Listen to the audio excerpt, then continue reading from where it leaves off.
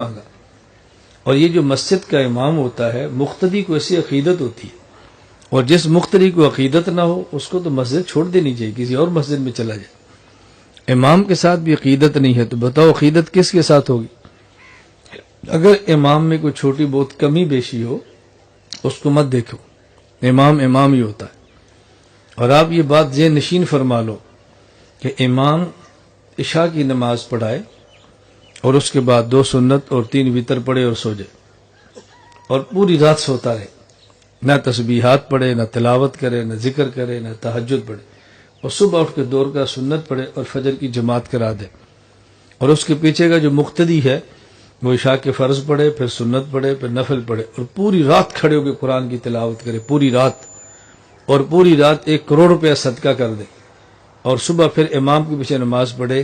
اللہ کی قسم امام اس سے پھر بھی افضل ہے۔ یہ مولانا صاحب پھر بھی اس سے اعلیٰ ہے۔ میری عادت ہے میں کوئی بات بغیر دلیل کے نہیں کرتا۔ اس کے اعلیٰ ہونے کی وجہ کیا ہے؟ دیکھو، ایک فرض نماز کی اہمیت کتنی ہے۔ اگر کوئی شخص ایک فرض نماز کو پڑھے اور وقت گزار کے پڑھے تو پوری زندگی انسان نوافل پڑھتا رہے، یہ جو وقت گزار کے نماز پڑھی ہے اس کا تدارک نہیں ہو سکتا۔ اس کا معنی یہ ہے کہ 2 رکعت فرض یہ عمر بھر کے نفلوں سے افضل ہے۔ آدمی اگر 2 رکعت فرض پڑھ لے اور ایک طرف 2 رکعت فرض نہ پڑھے، اور آدمی 2 لاکھ نفل پڑھ لے تو 2 رکعت فرض کی برابری نہیں ہو سکتی۔ تو فرض کتنے اعلیٰ ہوتے ہیں، فرض کا مقام کتنا زیادہ ہے۔ اور ایک جماعت کے ساتھ فرض پڑھیں، اللہ اس پر 27 فرضوں کا اجر عطا فرماتے ہیں۔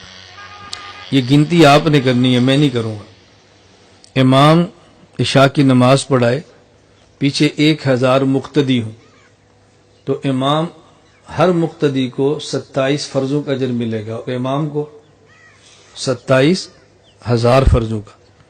اور امام صبح فجر کی نماز پڑھائے تو ہر مقتدی کو 27 فرضوں کا، اور امام کو 27,000 کا۔ 27 اور جمع 27 54,000۔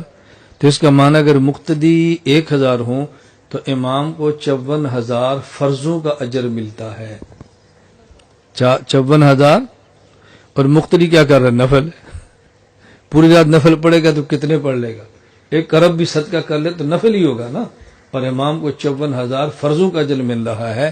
اس لیے اگر امام صاحب خراٹے مار کے سوتے بھی رہے نا، اور یہ حاجی صاحب کھڑے ہو کے عبادت بھی کرتے رہیں، امام کے برابر نہیں ہو سکتے۔